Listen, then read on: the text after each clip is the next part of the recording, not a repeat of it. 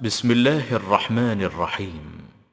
الله ولي الذين آمنوا يخرجهم من الظلمات إلى النور والذين كفروا أولياؤهم الطاغوت يخرجونهم من النور إلى الظلمات أولئك أصحاب النار هم فيها خالدون.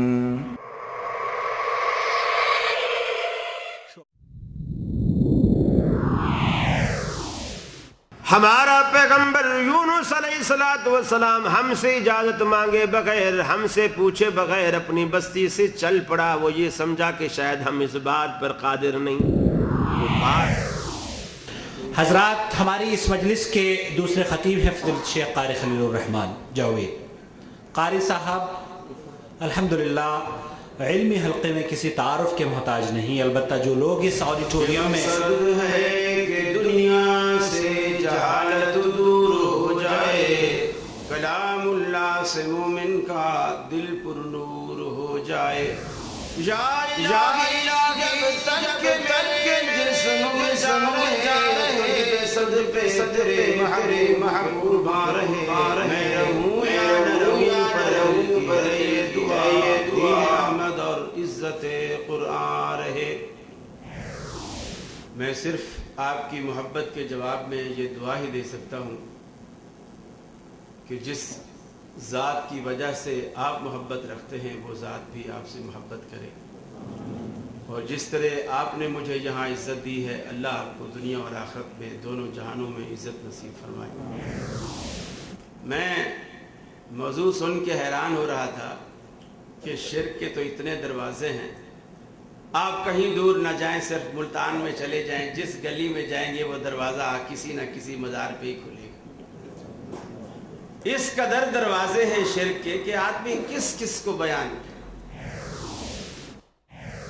دیتا ہوں فصاحت و بلاغت اردو زبان میں اس موضوع کو آگے لے کر چلنے والے ہمارے رحمان جناب قاری خلیل الرحمن. ان دونوں ہاتھوں کو کس نے بنایا؟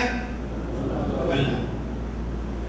اور یہ ایک ہی بندے کے دونوں ہاتھ ہیں، لیکن آپ اس ہاتھ سے سارے اچھے کام کرتے ہیں اور اس ہاتھ سے غلیظ کام سارے اس سے کرتے ہیں.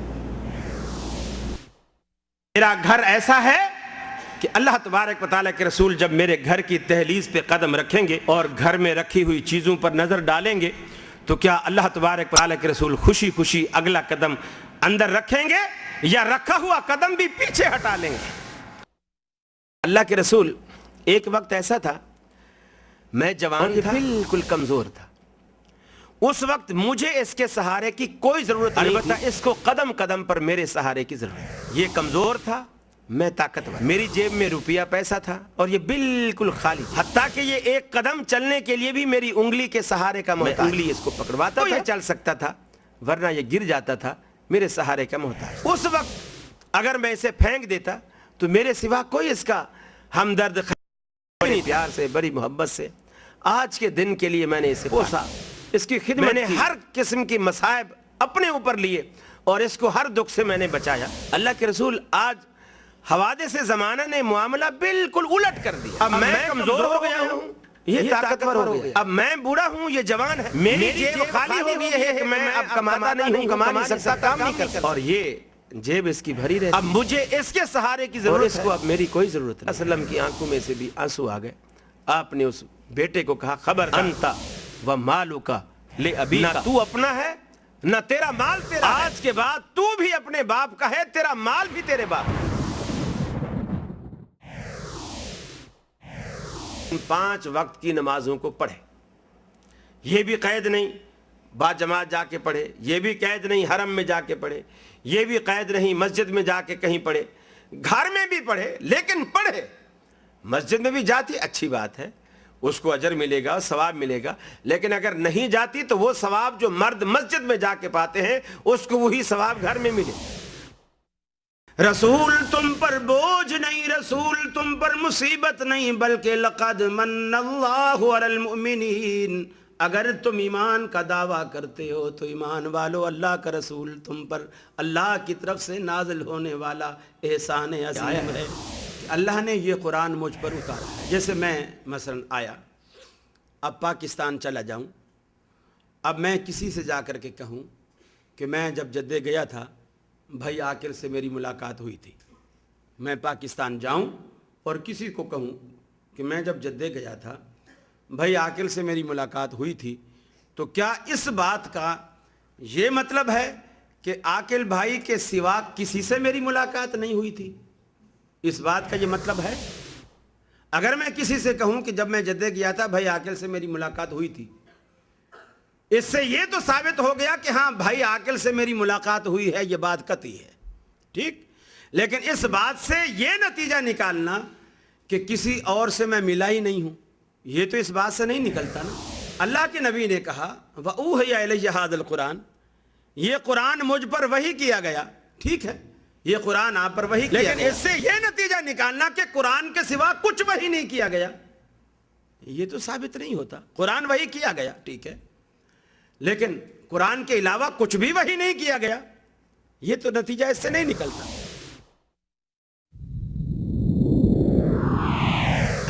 دریا کے کنارے بیٹھے حدیث لکھ رہے تھے، برابر میں کوئی کشتی کھڑی تھی، لوگ اس کشتی میں سوار ہو رہے ہیں۔ امام ابو داؤد کنارے پر بیٹھے ہیں، ابو داؤد شریف لکھ رہے ہیں، اس کشتی میں سوار سواریوں میں سے ایک شخص کو چھینک آئی، اس نے جب چھینک اسے آئی تو اس نے کہا الحمدللہ۔ امام ابو داؤد رحمۃ اللہ علیہ لکھنے میں مصروف تھے، آواز کان میں آ گئی کہ کسی کو چھینک آئی ہے اور اس نے الحمدللہ بھی کہا ہے، لیکن مصروفیت کی وجہ سے جواب دینا ذہن میں نہیں آیا، لکھتے رہے۔ جب حدیث پوری ہو گئی اور ادھر سے کشتی بھی نکل چکی تو پھر یاد آیا کہ یار کسی نے چھینک کہی تھی اور اس پر الحمدللہ بھی کہا تھا، تو میں نے اسے جواب ہی نہیں دیا۔ اے ابو داؤد، اگر حدیثوں پہ عمل ہی نہیں کرنا تو پھر تیرے لکھنے کا کیا فائدہ؟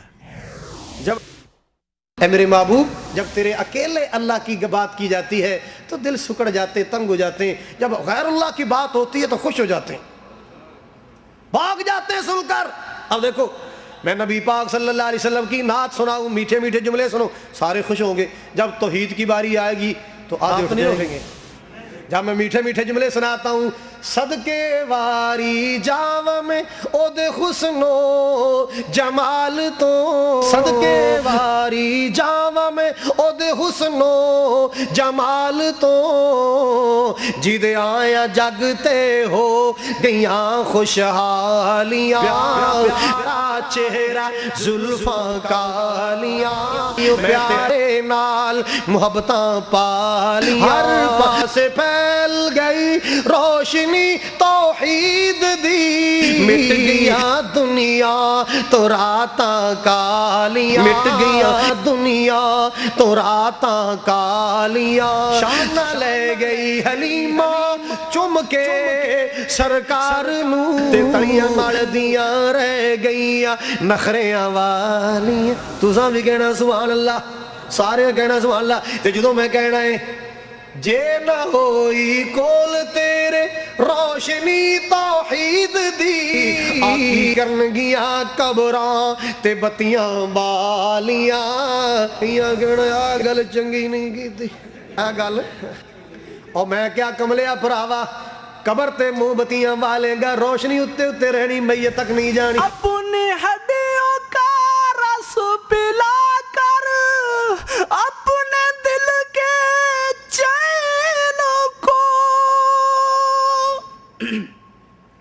اپنی ہڈیوں کا رس پلا کر اپنے دل کے چین کو، کتنی ہی راتوں کو خالی، کتنی ہی راتوں کو خالی پیٹ سو جاتی ہے ماں، صورت حسین یہ بدن ہے، اس کو بے جان ہونا پڑے گا، فرش مخمل پہ اے سونے والو، فرش مخمل پہ اے سونے والو، तुम्हें कब्र में सोना पड़ेगा।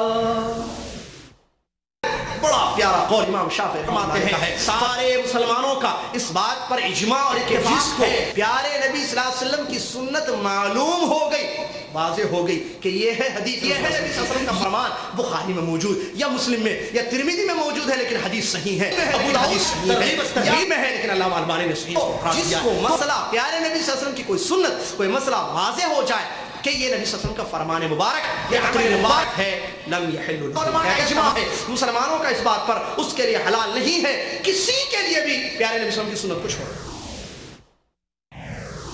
बिस्मिल्लाहिर्रहमानिर्रहीम, अल्हम्दुलिल्लाहि रब्बिल आलमीन, वस्सलातु वस्सलामु अला अशरफिल अंबिया'i वल मुरसलीन, नबियुना मुहम्मद व अला आलिहि व सहबिहि अजमईन।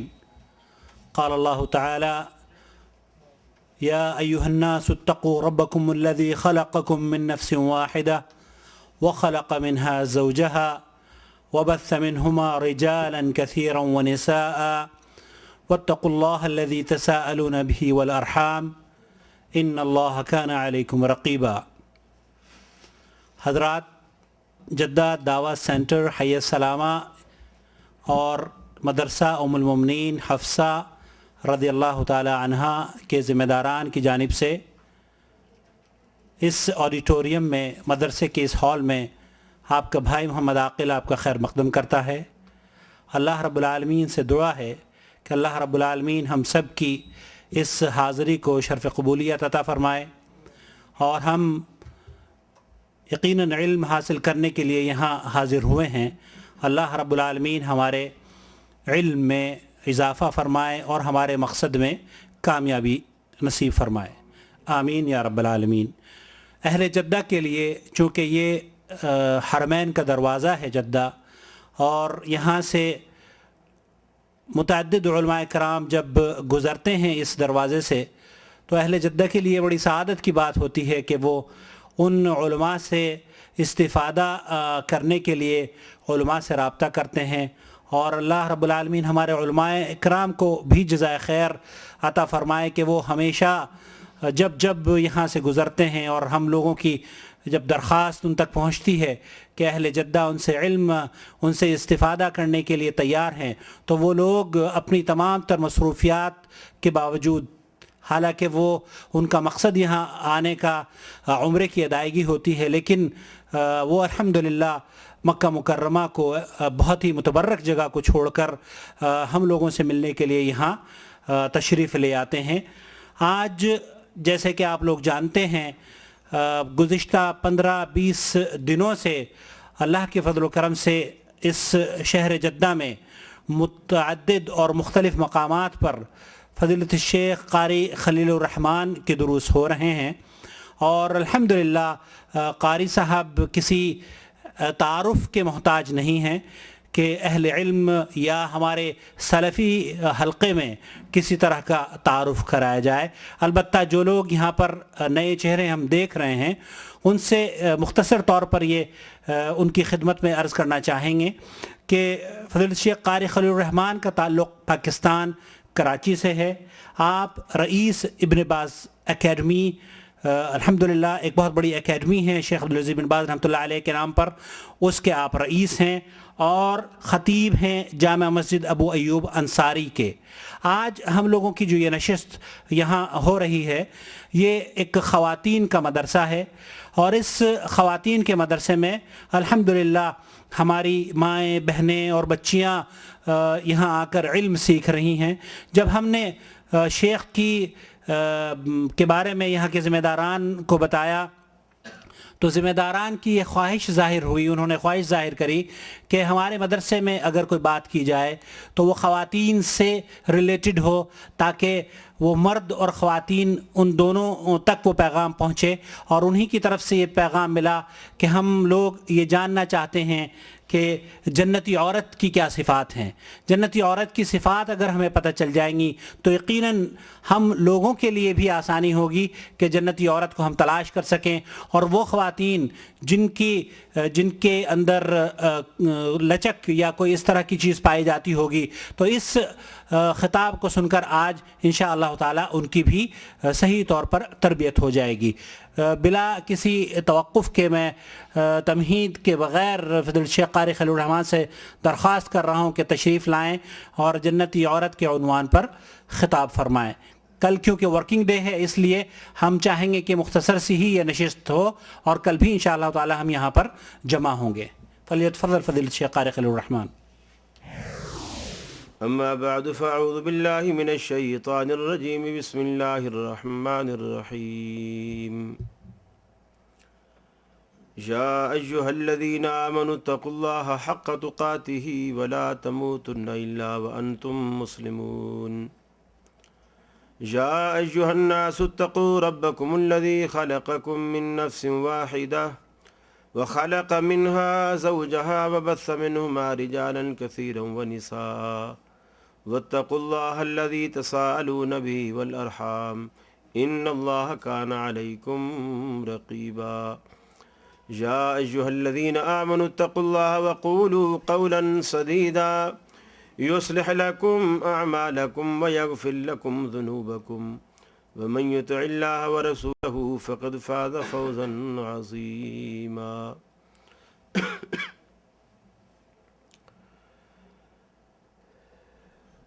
محترم بھائی عاقل صاحب کی زبانی آپ تک پروگرام کا عنوان پہنچ چکا.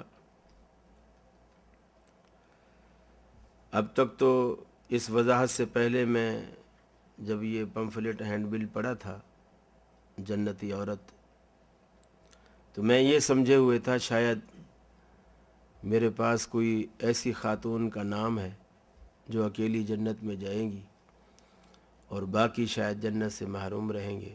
لیکن بھائی عاقل صاحب نے وضاحت فرما دی کہ وہ اوصاف سننا اور جاننا چاہتے ہیں جو اوصاف خواتین کو جنت میں لے جانے والے ہیں. در حقیقت مسلمان مرد ہو یا مسلمان عورت، جنت میں لے جانے والے اوصاف دونوں کے یکساں ہیں، کوئی فرق نہیں ہے. جو فرائض جو اراکین اسلام مردوں پر فرض ہیں وہی عورتوں پر فرض ہیں، جو عورتوں پر فرض ہیں وہی مردوں پر فرض ہیں. بعض صنف نازک کے حوالے سے شریعت نے کچھ رعایتیں رکھی ہیں. مثلا جہاد میں مردوں کے شانہ بشانہ تلواریں لے کر اس طرح چلنا عورت پر فرض نہیں تھا، اگرچہ انہوں نے ہیلپ بھی کی، خیموں میں رہ کر مرہم پٹی کر کے پانی پلا کر مجاہدین کے لیے پیچھے کھانا بنا کر وغیرہ وغیرہ. اسی طرح جس طرح مردوں پر مسجد کی حاضری فرض کی، خواتین پر اس طرح فرض نہیں رکھی. اسی طرح جس طرح معاش کی ذمہ داری اللہ رب العالمین نے مردوں پر رکھی ہے کہ معیشت کا ذمہ دار مرد ہے، خاوند ہے، رہائش بھی وہ دے گا، کپڑا بھی وہ دے گا، روٹی بھی وہ دے گا، یہ اس کی ذمہ داری ہے. بچوں کی تعلیم و تربیت پر جو اخراجات ہیں وہ بھی دے گا، یہ اس کی ذمہ داری ہے.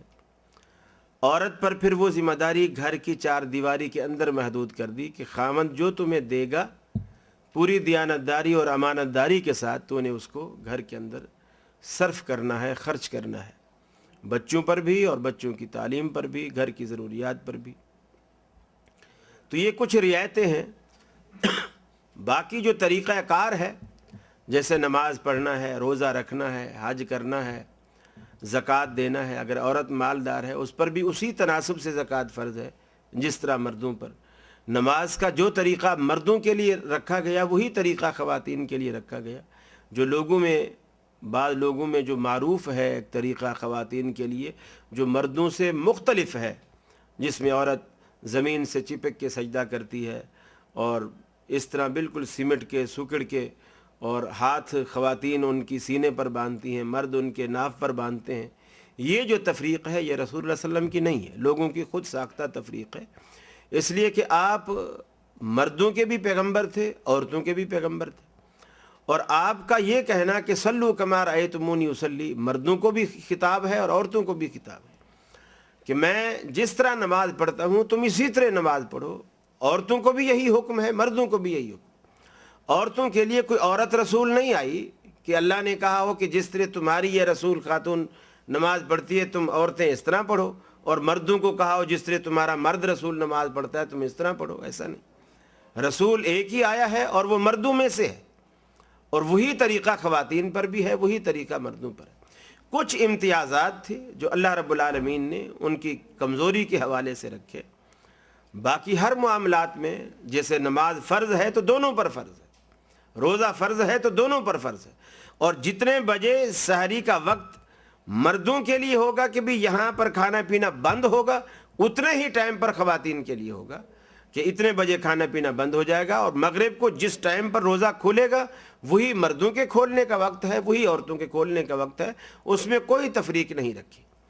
البتہ کچھ چیزیں ایسی ہیں جیسے حج کے زمانے میں, عمرے کے زمانے میں احرام آدمی باندھتا ہے تو مرد کے حوالے سے تھوڑا سا عورت کو پردے کے اندر رکھا گیا. جیسے مرد 2 چادروں میں آئے احرام باندھے, عورت کو یہ نہیں کہا گیا وہ اپنے گھر کے کپڑوں میں آئے, بے شک وہی برقع پہنا ہوا ہے, چادر اوڑھی ہوئی ہے, اوڑھنی اوڑھی ہوئی ہے, کس طرح کے بھی اس کے گھر کے کپڑے ہیں اسی کے اندر وہ آئے. تو وہ یعنی یہ جو پابندیاں ہیں. اسی طرح مرد اپنا کپڑا نماز میں, نماز سے باہر ہر وقت ٹخنے سے اوپر رکھے گا. خواتین کے لیے کہا گیا کہ نہیں, ان کے ٹخنے نظر نہیں آنے چاہیے نماز کے اندر بھی اور ویسے بھی, یعنی یہ ان کا لباس ہے. عورت کا لباس یہ ہے کہ اس کا کپڑا جو ہے ٹخنے سے نیچے رہے, اور مرد کی وضاحت یہ ہے کہ وہ کپڑا ٹخنے سے اوپر رہے. اور پھر اللہ کے رسول نے اس قدر شد و مد اختیار کی اس معاملے میں کہ آپ نے فرمایا وہ مرد ملعون ہے جو عورتوں کی وضع اپناتا ہے, اور وہ عورت ملعون ہے جو مردوں کی وضع اپناتی ہے. یعنی جو وضع قطع مردوں کے لیے شریعت نے مقرر کر دی ہے, عورت اگر وہ وضع قطع اپناتی ہے وہ لعنت کے زمرے میں آتی ہے. اور یہ میں اس لیے بیان کر رہا ہوں کہ یہ جو لعنت ہے یہ اللہ تبارک و تعالیٰ کا غضب سوار ہونا اور رحمت سے دوری. لعنت کے معنی کیا ہے کہ اللہ کا غضب اس پر سوار ہو گیا اور رحمت سے دور ہو گئی, اور یہی چیز جنت سے محرومی کا باعث بنتی ہے. اس لیے کہ اللہ کا غضب لے کر کوئی بھی بندہ جنت میں نہیں جا سکتا, اس لیے کہ جنت اللہ کی رضا کی جگہ ہے, اللہ کی خوشنودی کی جگہ ہے. اللہ رب العالمین کی پسند اس بندے پر, رضا اس بندے کو حاصل ہوگی, وہ جنت میں جائے گا. اللہ کی مہربانی, اللہ کا کرم, اللہ کا فضل ہوگا تو وہ جنت میں جائے گا, ورنہ اللہ کے فضل, اللہ کے کرم کے بغیر جنت میں نہیں جا سکتا. رسول اللہ صلی اللہ علیہ وسلم نے ایک موقع پر یہ مسئلہ بیان فرمایا تو حضرت عائشہ صدیقہ رضی اللہ تعالی عنہ نے پوچھا, اللہ کے رسول کیا جنت میں جانے کے لیے آپ بھی اللہ کی رحمت کے محتاج ہیں؟ رسول اللہ صلی اللہ علیہ وسلم نے اپنے سر مبارک کو اپنے دونوں ہاتھوں میں یوں پکڑا اور فرمایا, عائشہ قسم ہے اس ذات کی جس کے قبضے میں محمد صلی اللہ علیہ وسلم کا سر ہے, اگر مجھ پر بھی خدا کی رحمت نہ ہو تو میں محمد بھی جنت میں نہیں جا سکتا. تو ہر بندہ جنت میں جانے کے لیے اللہ کے فضل کا, اس کے کرم کا, اس کی رضا کا, اس کی رحمت کا, اس کی خوشنودی کا محتاج ہے. کوئی عورت یا کوئی مرد یہ سوچے کہ میں نے چونکہ روزے رکھے ہیں, میں نے چونکہ نمازیں پڑھی ہیں, میں نے چونکہ حج کیا ہے, میں نے چونکہ جہاد کیا ہے, میں نے یہ کیا ہے, میں نے یہ کیا ہے, میں نے اتنے یتیموں کو کپڑے پہنائے, اتنے یتیموں کو کھانا کھلایا, اتنے بھوکوں کو کھانا کھلایا وغیرہ وغیرہ, میں تو جنت میں جاؤں گا ہی جاؤں گا, اگر میں نہ گیا تو پھر کون جائے گا. یہ جو گھمنڈ ہے نا, یہ اللہ رب العالمین کو پسند نہیں ہے. بعض دفعہ ایسا بھی ہوتا ہے ساری نیکیاں کرنے کے باوجود آدمی آخری عمر میں, آخری لمحات میں ایسا کام کر بیٹھتا ہے, ایسا کفریہ جملہ اس کے منہ سے نکل جاتا ہے جس سے ساری کی ساری زندگی کے اس کے عمل بالکل ضائع ہو جاتے ہیں, برباد ہو جاتے ہیں. اور بعض دفعہ ساری زندگی انسان کی گناہوں میں گزرتی ہے, بالکل آخر عمر میں آ کر وہ ایسا اچھا کام کر گزرتا ہے کہ اللہ رب العالمین اس سے اتنا خوش ہوتا ہے کہ اس کی ساری زندگی سنور جاتی ہے. اس اعتبار سے مرد اور عورت میں اللہ رب العالمین نے کوئی فرق نہیں رکھا ہے کہ اسلام کے جو فرائض مردوں پر ہیں وہی عورتوں پر بھی ہیں. البتہ بعض چیزیں شریعت نے خواتین کے لیے بڑی آسانی پیدا کر دی. ایک موقع پر رسول اللہ صلی اللہ علیہ وسلم نے فرمایا, میں چاہ رہا ہوں کہ میں آج صرف اسی ایک حدیث کے حوالے سے آپ کے گوش گزار بات کروں اور انشاءاللہ یہ وقت اسی میں پورا ہو جائے گا, کہ رسول اللہ صلی اللہ علیہ وسلم نے 4 باتیں بیان فرمائی. اور یہ بڑی پیاری باتیں ہیں اور بڑی عورت کے لیے یوں سمجھیے کہ باعث عزت ہیں، باعث تفاخر ہیں، فخر کا باعث ہے۔ رسول اللہ صلی اللہ علیہ وسلم نے فرمایا اگر عورت 4 کام کر لے، 4 کام، ایمان لانے کے بعد، اسلام قبول کرنے کے بعد، مسلمان ہونے کے بعد، شرک اور کفر سے تائب ہونے کے بعد، اپنی اسلامی زندگی میں اگر 4 کام کوئی عورت کر لے تو فرمایا فَلْتَدْخُلْ مِنْ أَبْوَابِ الْجَنَّةِ شَاءَتْ، اللہ رب العالمین اس عورت سے قیامت والے دن یہ کہے گا تجھ پر جنت کے 8 دروازے کھلے ہیں، جس سے تیرا جی چاہے داخل ہو جائے۔ جنت کے 8 دروازے ہیں اور 8 دروازے، حالانکہ ایک بندہ اب گھر کے بھلے 10 دروازے ہوں لیکن ایک بندہ جب بھی گھر میں داخل ہوگا تو کسی ایک ہی دروازے سے داخل ہوگا، اس کے لیے 10 دروازے کھولنے کا کوئی مقصد نہیں ہے اور فائدہ بھی نہیں ہے۔ ایک ہی بندہ ہے، یا تو 10 بندے آ رہے ہیں مختلف سمتوں سے، پھر تو آدمی کہہ سکتا ہے کہ سارے دروازے کھلے، تو اس طرف آ جا، تو اس طرف آ جا، تو اس طرف آ جا۔ اگر ایک ہی بندہ ہے آنے والا تو گھر کے کسی ایک دروازے سے وہ داخل ہوگا، وہ داخل ہو جائے گا۔ لیکن اللہ رب العالمین کا یہ کہنا کہ جنت کے 8 دروازے تجھ پر کھلے ہیں، یہ جملہ آپ صلی اللہ علیہ وسلم نے بعض مردوں کے لیے بھی آپ نے استعمال فرمایا۔ آپ نے فرمایا بعض لوگ ایسے ہیں جو روزہ کثرت سے رکھتے ہیں، اور جنت کا ایک دروازہ ہے ریان جو صرف روزے داروں کے لیے اللہ رب العالمین نے رکھا ہے، اور روزے داروں کے لیے کھلے گا اور روزے دار اس دروازے سے داخل ہوں گے۔ بعض لوگ ایسے ہیں جن کی زندگی میں نمازوں کی بڑی کثرت ہوگی، یعنی فرائض جو 5 گانہ نماز ہے یہ تو ہوگی، لیکن نوافل، تہجد وغیرہ، دیگر نوافل، اشراق، دیگر جو بھی وقت اس کو ملتا تھا نفل پڑھتا تھا، اس کی زندگی میں نفل نماز کی بڑی ایک حیثیت رہی ہے، تو اللہ رب العالمین اس کے لیے وہ ایک الگ سے دروازہ کھولے گا جس میں سے وہ داخل ہوگا۔ کسی نے کثرت سے حج کیے ہوں گے اور خاص اللہ کی رضا کے لیے کیے ہوں گے، اور کوئی فخر یا کسی قسم کی کوئی اور بڑائی مقصود یا الحاج لکھوانے کے لیے اس نے نہیں کیے، صرف اللہ کی رضا کے لیے اس نے کیے، اللہ اس کے لیے ایک مخصوص دروازہ کھولے گا۔ صحابہ کرام نے عرض کی یا رسول اللہ صلی اللہ علیہ وسلم کیا کوئی ایسا شخص بھی ہے جس کے لیے جنت کے 8 دروازے کھولے جائیں؟ یہ پوچھنے والے صدیق اکبر رضی اللہ تعالیٰ عنہ تھے۔ رسول اللہ صلی اللہ علیہ وسلم نے سوال سنتے ہی فوراً کہا انت منہم یا صدیق، اے صدیق تو انہی میں سے ہے جن کو جنت کے 8 دروازے آواز دیں گے کہ ہم میں سے داخل ہو جا۔ یعنی بعض کی زندگی میں نمازیں بھی اعلیٰ درجے کی، روزے بھی اعلیٰ درجے کے، حج عمرے بھی اعلیٰ درجے کے، صدقات خیرات بھی اعلیٰ درجے کی، پوری زندگی نیکیوں سے ایسی مزین ہوگی اور ایسی خوبصورت سجی ہوئی ہوگی کہ جنت کے 8 دروازے جو جس عبادت کے لیے مخصوص تھا اس بندے میں چونکہ ساری باتیں ہوں گی، لہٰذا اللہ رب العالمین وہ سارے دروازے کھول دے گا کہ تو جس سے چاہے تیرا دی چاہے اس میں داخل ہو جائے۔ بات ہو رہی تھی کہ آدمی جب داخل ہوتا ہے تو وہ کسی ایک دروازے سے داخل ہوتا ہے، لیکن اللہ رب العالمین کا 8 دروازے کھولنا کسی خاتون کے لیے اور یہ کہنا کہ جس سے تیرا جی چاہے داخل ہو جائے، یہ بالکل ایسی بات ہے جیسے آپ کا کوئی عزیز، کوئی رشتہ دار، کوئی دوست جس سے بالکل آپ بھائیوں کی طرح بلکہ بھائیوں سے بھی بڑھ کر بہت زیادہ گہرا تعلق رکھتے ہیں اور بہت زیادہ گہری عقیدت رکھتے ہیں، محبت رکھتے ہیں۔ اب وہ پوچھتا ہے کہ جی میں پرسوں آپ کے ہاں عاقل بھائی میں پرسوں آپ کے ہاں آنا چاہتا ہوں، تو آپ بتائیے کون سا ایسا وقت ہے جو آپ کے سونے میں مخل نہ ہو، آپ کے کھانے میں مخل نہ ہو، آپ کی مصروفیات میں مخل نہ ہو، کوئی ایسا فرصت کا وقت بتا دیجئے، میں اس وقت حاضر ہو جاؤں گا انشاءاللہ۔ تو آگے عاقل بھائی کہتے ہیں ارے بھائی آپ تو بالکل بیگانوں والی بات کر رہے ہیں، ارے ہمارے گھر کے سارے دروازے آپ پر کھلے ہیں، جب چاہیں آ جائیں۔ یہ جو جملہ ہے اس کے معنی یہ ہوتے ہیں کہ میں نے تمہارے اندر اور اپنے اندر کوئی فرق نہیں رکھا، آپ 24 گھنٹے آپ کے لیے نہ میرا سونا رکاوٹ ہے، نہ میرا کھانا رکاوٹ ہے، نہ میرا آفس رکاوٹ ہے، نہ میرا کوئی اور کام رکاوٹ ہے، آپ جب چاہیں مجھے ملنے کے لیے آ سکتے ہیں، ہمارے گھر کے دروازے ہر وقت آپ کے لیے کھلے ہیں۔ اللہ رب العالمین وہ یعنی یہ جملہ جو ہے سامنے والے بندے کے لیے عزت کا باعث ہوتا ہے، اس کے لیے وقار کا باعث ہوتا ہے، تکریم کا باعث ہوتا ہے۔ تو اللہ رب العالمین اس بندے کی جس پر جنت کے 8 دروازے کھولے گا، یا اس خاتون کی جس پر جنت کے 8 دروازے کھولے گا، یہ تکریم کر رہا ہے کہ اے نیک بخت، تجھ پر جنت کے میں نے 8 دروازے کھول دیے ہیں، جب چاہے جس وقت چاہے اس میں سے داخل ہو جائے، یعنی کوئی رکاوٹ نہیں، کوئی روک ٹوک نہیں۔ اور ان 8 دروازے کھلنے کے لیے اللہ کے پیغمبر نے جو کام بتائے ہیں وہ صرف 4 ہیں، 4 کام ہیں۔ وہ 4 کام اگر عورت کر لے تو جنت کے 8 دروازے اللہ رب العالمین اس پر کھولے گا۔ گویا ایک کام کرنے سے 2 دروازے کھلیں گے، 2 کام کرنے سے 4 دروازے کھلیں گے، 3 کام کرنے سے 6 دروازے کھلیں گے، اور 4 کام کرنے سے 8 دروازے کھلیں گے۔ یہ اللہ رب العالمین کے پیغمبر نے یہ تقسیم کی ہے کہ 4 کام اگر عورت کر لے، جنت کے 8 دروازے اللہ رب العالمین اس پر کھول دے گا۔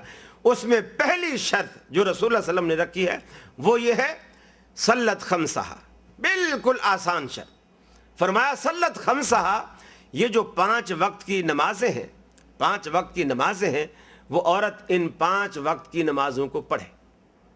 یہ بھی قید نہیں با جماعت جا کے پڑھے، یہ بھی قید نہیں حرم میں جا کے پڑھے، یہ بھی قید نہیں مسجد میں جا کے کہیں پڑھے، گھر میں بھی پڑھے لیکن پڑھے۔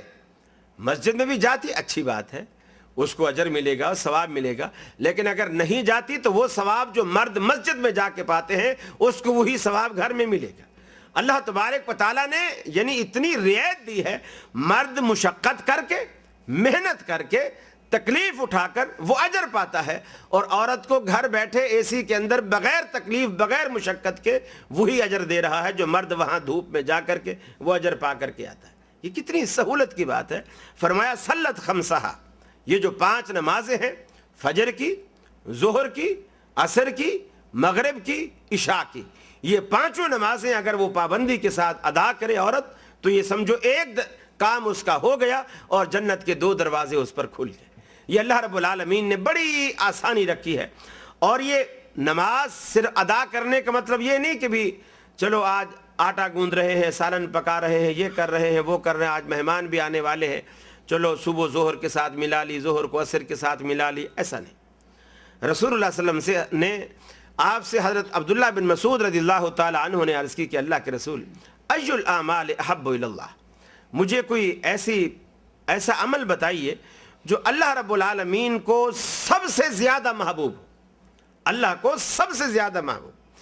چونکہ جو عمل اللہ کو سب سے زیادہ پیارا ہوگا، سب سے زیادہ پسند ہوگا، ظاہر بات ہے جنت کا دروازہ اس پر جھٹ سے کھلے گا، جھٹ سے اس پر کھلے گا، اس لیے کہ جنت کھلنی ہی اللہ کی پسند سے ہے۔ اللہ راضی ہوگا آپ سے، جنت کے دروازے آپ پر کھلے، اور وہ کیسے راضی ہوگا؟ وہ اعمال ہیں ہمارے، وہ اوصاف ہیں ہمارے جو اللہ رب العالمین کو پسند آئیں اور اللہ رب العالمین ہم سے راضی ہو جائے، ہم سے خوش ہو جائے۔ تو حضرت عبداللہ بن مسعود نے عرض کی کہ اللہ کے رسول، ای الاعمال احب الی اللہ، اللہ تبارک و تعالیٰ کو سب سے زیادہ محبوب عمل کون سا ہے؟ آپ نے فرمایا الصلاۃ لوقتہا، نماز کو اس کے وقت پر ادا کرنا، یہ اللہ رب العالمین کو سب سے زیادہ محبوب عمل ہے، سب سے زیادہ پسند۔ الصلاۃ لوقتہا، نماز کو اس کے وقت پر ادا کرنا۔ لیکن ایک بات میں اور یہاں وضاحت کرتا چلوں کہ کوئی بھی چیز وقت اپنے وجود میں کوئی حیثیت نہیں رکھتا، وقت کی کوئی حیثیت، کوئی اہمیت نہیں۔ نماز اللہ رب العالمین نے جس وقت پر اگر مقرر کر دی ہے تو یہ حیثیت اللہ رب العالمین کے اس مقرر کردہ حکم کی ہے، اس چیز کی ہے جو اللہ رب العالمین نے مقرر کر دی ہے کہ تم نے ظہر اتنے بجے پڑھنی ہے، فجر اتنے بجے پڑھنی ہے، عشاء اتنے بجے، مغرب اتنے بجے، عصر اتنے بجے، یہ اللہ نے پابندی لگائی۔ اور جب اللہ رب العالمین اس پابندی میں خود تبدیلی پیدا کر دے پھر ہم وقت نہیں دیکھیں گے۔ جیسے مثال کے طور پر رسول اللہ صلی اللہ علیہ وسلم میدان عرفات میں ہیں، میدان عرفات میں ہیں، آپ نے ظہر کے وقت میں عصر پڑھ لی، ظہر کے وقت میں عصر پڑھ لی، حالانکہ حدیث میں آیا کہ آپ نے فرمایا کہ اللہ رب العالمین کو سب سے زیادہ محبوب عمل جو ہے وہ الصلاۃ لوقتہا، نماز کو اس کے وقت پر پڑھنا ہے۔ اب عصر کو آپ ظہر کے وقت پہ پڑھ رہے ہیں، یہ تو عصر کا وقت ہی نہیں۔ آپ نے خود فرمایا کہ محبوب عمل ہر نماز کو اس کے وقت میں پڑھنا ہے، لیکن آپ اس کا وقت توڑ کر اس کے وقت سے پہلے پڑھ رہے ہیں. اچھا عصر کو ظہر میں پڑھ دیا, اب یہ سارا ٹائم بچا لیا مغرب تک دعا کے لیے. اب دعا فرما رہے ہیں, صحابہ بھی دعا کر رہے ہیں, سارا ٹائم لگ گیا. اب مغرب آ گئی اور مغرب کا وقت بھی قلیل ہے. یہاں تو میں دیکھ رہا ہوں حرم میں بہت سارے ساتھی میرے کراچی سے بھی آئے ہوئے ہیں اور میں ان کو اچھی طرح جانتا ہوں جو مغرب کی نماز میں اتنا بھی وقفہ نہیں دیتے کہ کوئی آدمی وہ جو مؤذن ہے وہاں سے اذان دے کر وہ آ کر کے پہلی صف میں کھڑا ہو جائے اور وہ تکبیر کہے, بلکہ وہ اذان دوسرا آدمی وہاں سپیکر جہاں لگا ہوا ہے وہاں ختم کرتا ہے اور دوسرا آدمی صف میں کھڑا ہوا جیسے وہ اذان ختم کرتا ہے وہ تکبیر شروع کر دیتا ہے. سنت وغیرہ نفل وغیرہ کوئی وقت نہیں دیا جاتا. کیوں کہ جی مغرب کا وقت ہی بہت شارٹ ہے, بہت شارٹ. اگر ہم نے سنتے وغیرہ پڑھنے لگ گئے تو پھر جو ہے مغرب قضا ہو جائے گی, اور قضا کرنا ہے تو بہت بڑے وبال کی بات ہے. اور یہاں میں دیکھتا ہوں سب حرم میں آ کر کے وہ جب مغرب کی اذان ہوتی ہے اس کے بعد سارے لگے ہوئے ہوتے ہیں, نفل پڑھ رہے ہوتے ہیں. اور میں نے پھر ایک دو سے پوچھا بھی, تنزن پوچھا تاکہ یہ اس کو چوٹ لگے اور جا کر کے وہاں بھی یہ عادت جاری رکھے. میں نے پوچھا بھی وقت یہاں سعودی عرب میں بڑھ تو نہیں گیا ہے, یہاں بھی تو وہی وقت ہے. کہنے لگے وہ ہم یہاں تحیت المسجد کی نیت سے پڑھ. میں نے کہا اللہ کی بندے, تحیت المسجد تو جب تھا جب تو مسجد میں آیا تھا, جب تو حرم میں قدم رکھا تحیت المسجد جب ہے. پھر جب تو بیٹھ گیا اب تحیت المسجد کا وقت ختم.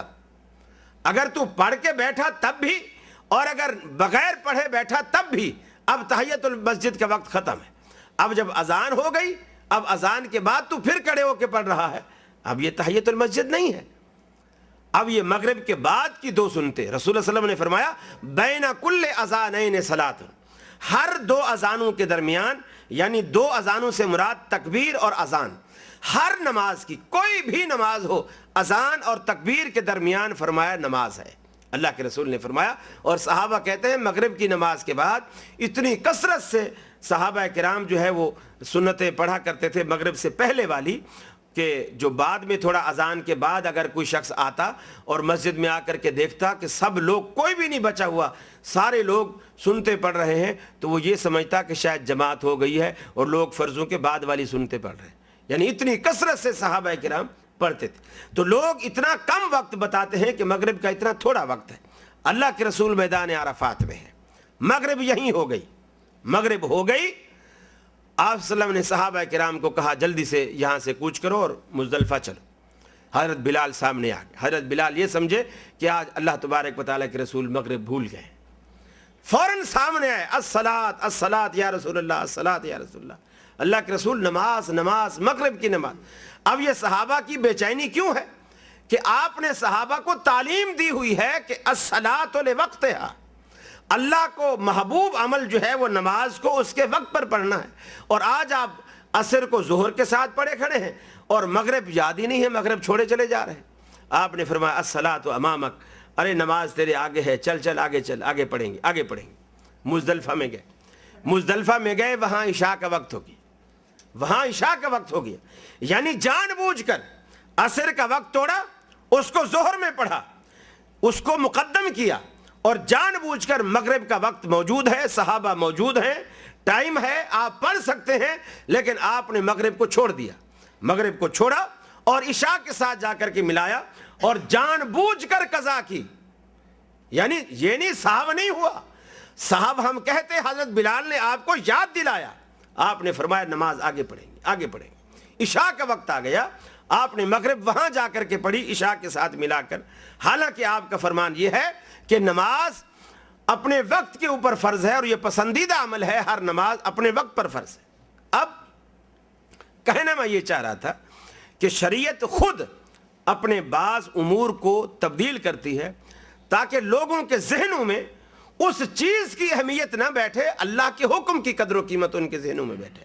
رسول اللہ صلی اللہ علیہ وسلم نے جب یہ بتلایا کہ ہر نماز اپنے وقت میں فرض ہے, پھر وقت کو توڑا, وقت کو ختم کر دیا, اس فارمولے کو توڑا, عصر کا وقت پہلے کر دیا, مغرب کو مؤخر کر دیا, دنیا کو بتا دیا کہ اصل قیمت جو ہے وہ وقت کی نہیں ہے, اللہ کی اطاعت میں ہے.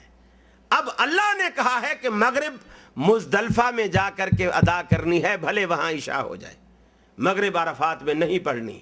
اب یہی نیکی ہے.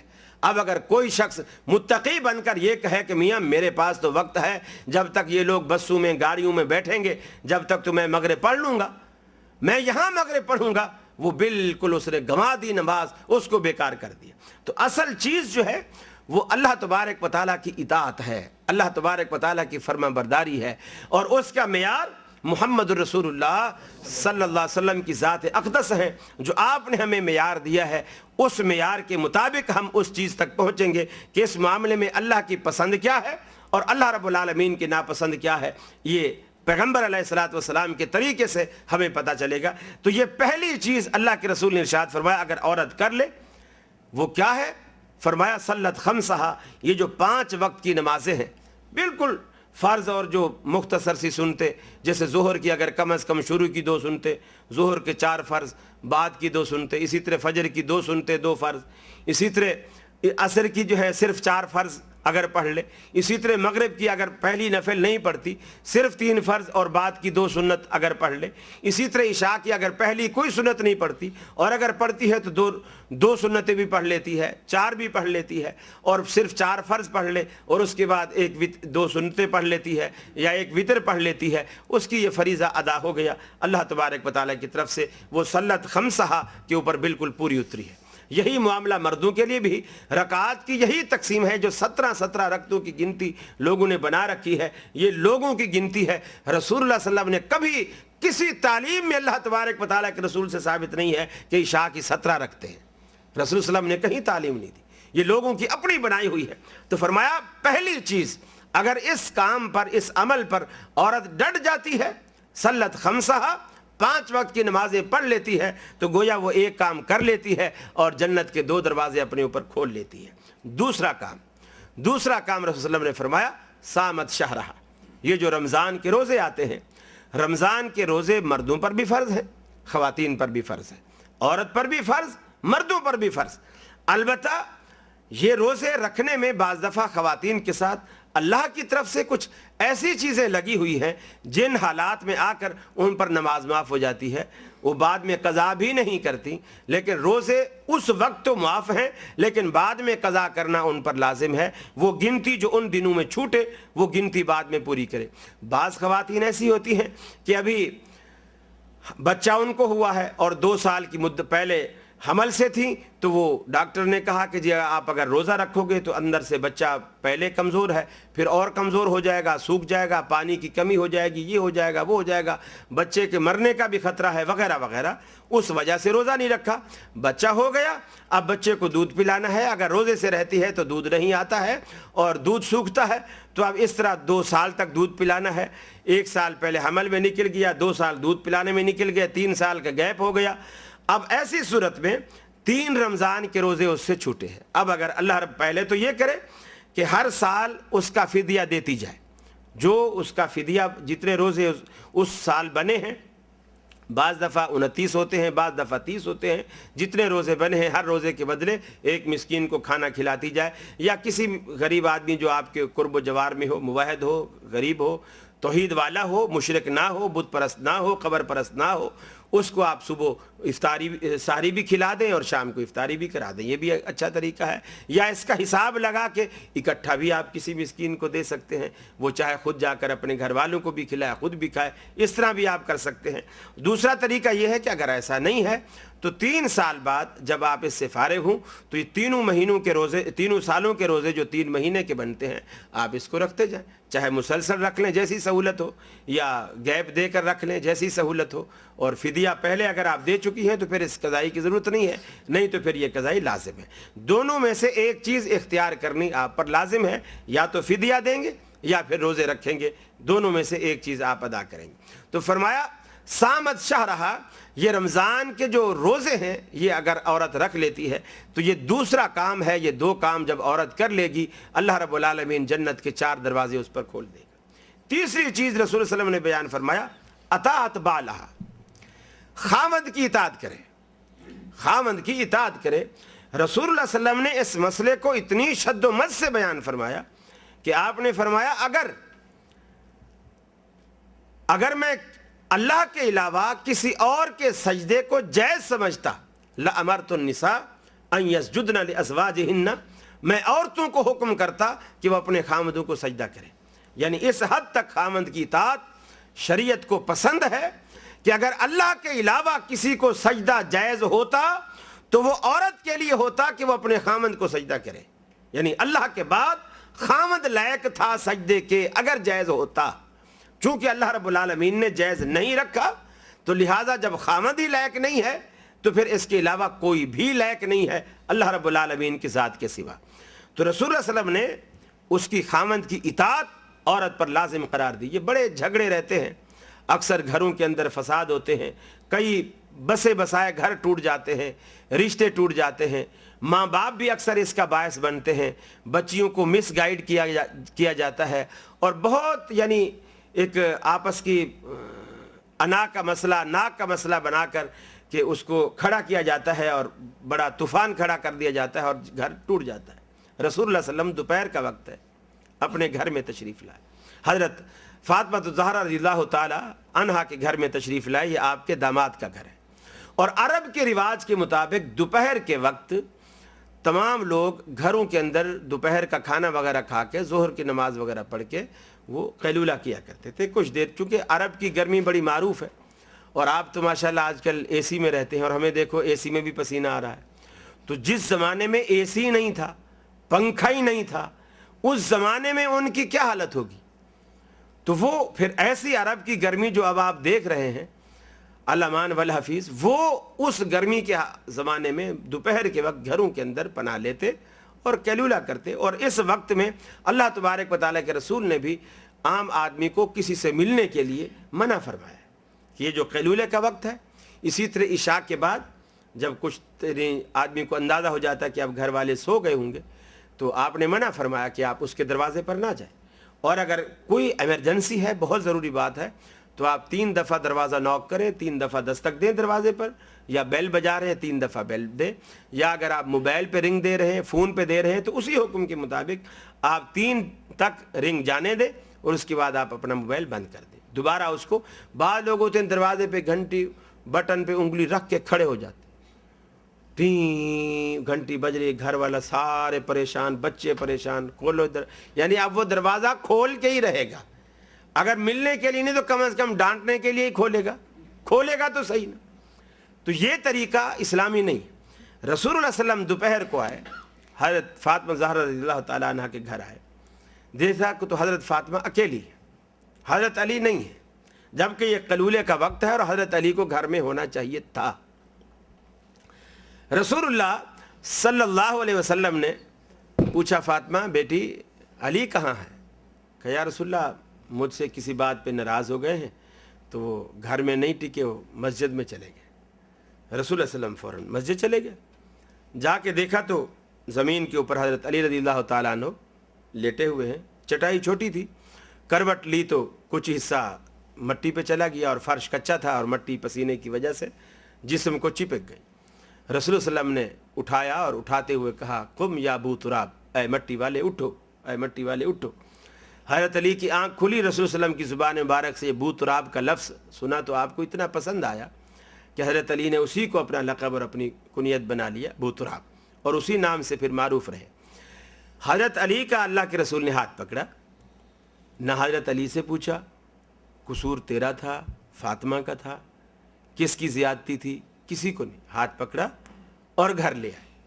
حضرت فاطمہ رضی اللہ تعالیٰ عنہ سے بھی نہیں پوچھا تیرا قصور تھا یا علی کا قصور تھا.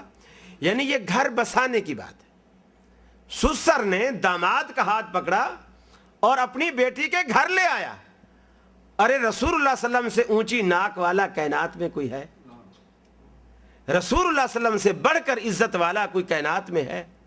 آپ نے اپنے, اب ہم کیا کہیں گے, ارے ہم کوئی ان سے کم ہے, ہم رئیس زادے, رئیس الرئیس, رئیسوں کی اولاد, خاندان ہمارا پورا رئیسوں کا, اور ہم اس کے پاس جائیں یا اپنی بیٹی وہاں بھیجیں یا ان کو کہیں کہ آؤ ہماری بیٹی کو لے جاؤ. ارے ہماری بیٹی تو لاکھوں میں ایک ہے, وہ لاکھوں میں ایک کر کر کے ساری عمر گھر میں بٹھا کے بیٹی کا گھر تباہ کر دیتے ہیں. آخر وہ ایسی ایج کو پہنچ جاتی ہے پھر اس کے رشتے آنا بند ہو جاتے ہیں.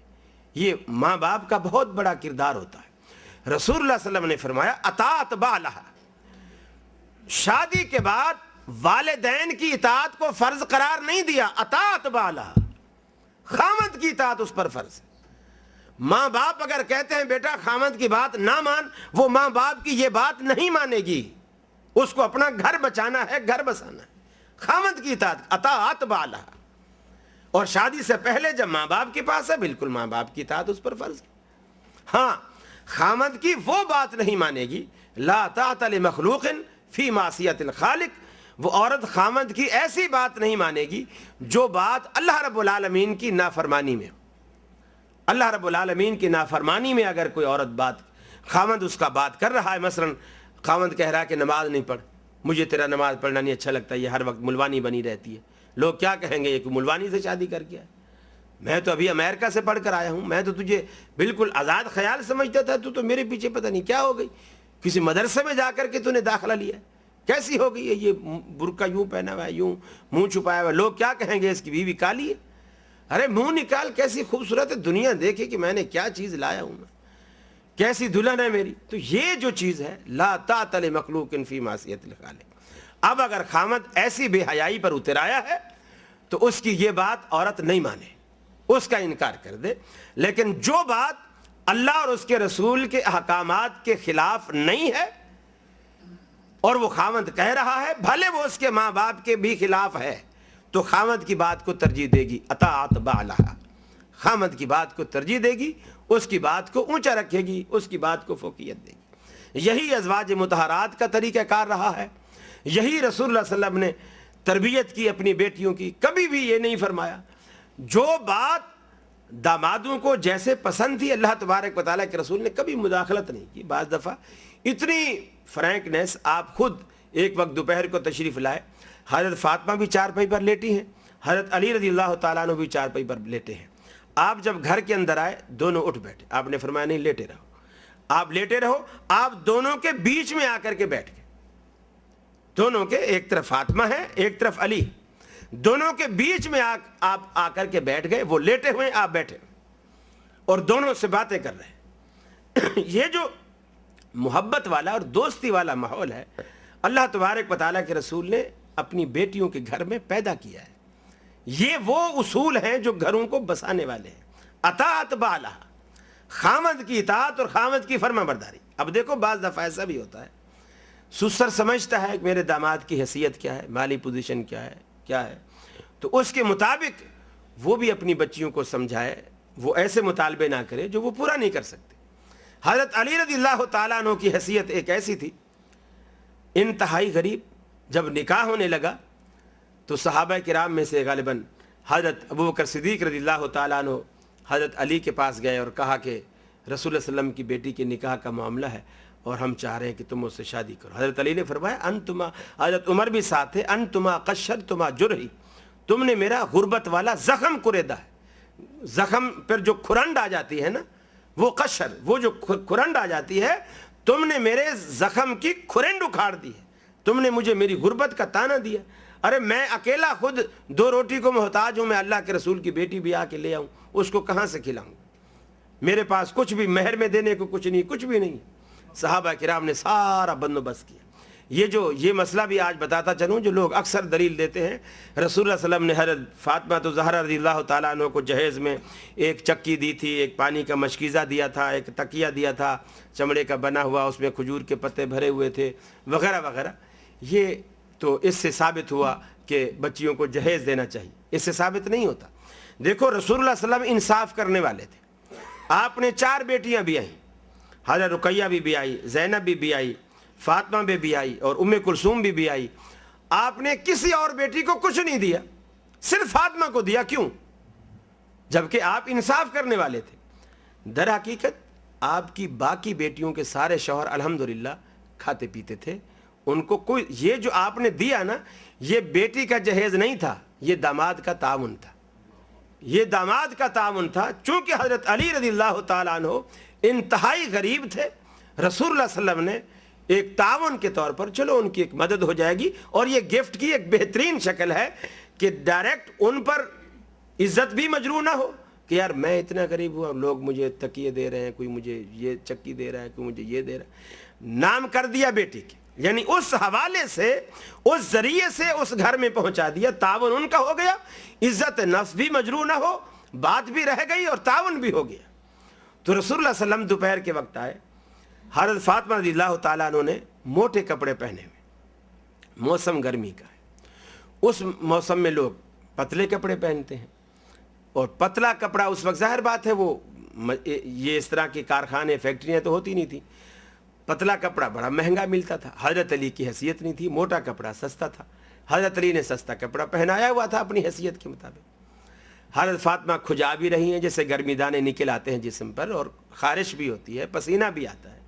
حضرت فاطمہ کھجا. اب رسول اللہ صلی اللہ علیہ وسلم نے دیکھا باپ ہے, تکلیف تو ہوتی ہے, ہر باپ کو تکلیف ہوتی ہے کہ جب بیٹی ہو یا بیٹا ہو, جب اولاد کو ماں باپ دکھی دیکھتے ہیں تکلیف ہوتی ہے. رسول اللہ صلی اللہ علیہ وسلم کو بھی تکلیف ہوئی, لیکن آپ نے اپنی تکلیف کو بھی چھپایا اور اس کو ظاہر نہیں ہونے دیا, اور حضرت فاطمہ کا بھی حوصلہ بڑھایا.